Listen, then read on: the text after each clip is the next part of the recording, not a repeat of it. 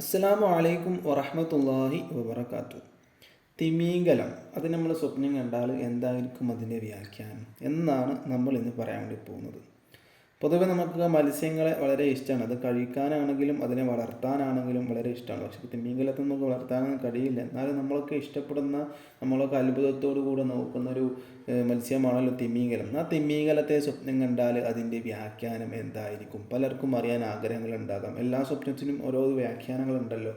പക്ഷേ എല്ലാ സ്വപ്നങ്ങളും നമ്മൾ കാണുന്ന വ്യാഖ്യാനത്തിൽ ഫലിക്കില്ല എന്നാണ്. കാരണം സ്വപ്നമാകുമ്പോൾ അതിൻ്റേതായ സമയങ്ങളുണ്ട്. ഇനി നമ്മൾ സ്വപ്നം കണ്ടാൽ തന്നെ നമ്മൾ കണ്ട സ്വപ്നം മറ്റൊരാളോട് പങ്കുവെക്കാനും പാടില്ല. അപ്പോൾ ഇവിടെ ഇതിൻ്റെ വ്യാഖ്യാനം എന്തായിരിക്കും? ഇമാം മുസദ്ദമീരി എന്നവർ പറയുന്നുണ്ട്. ഇതിനെക്കുറിച്ചിട്ട് വ്യക്തമാക്കിയിട്ട് മഹാനവറുകളുടെ ഒരു കിതാബിൽ പറയുന്നുണ്ട്.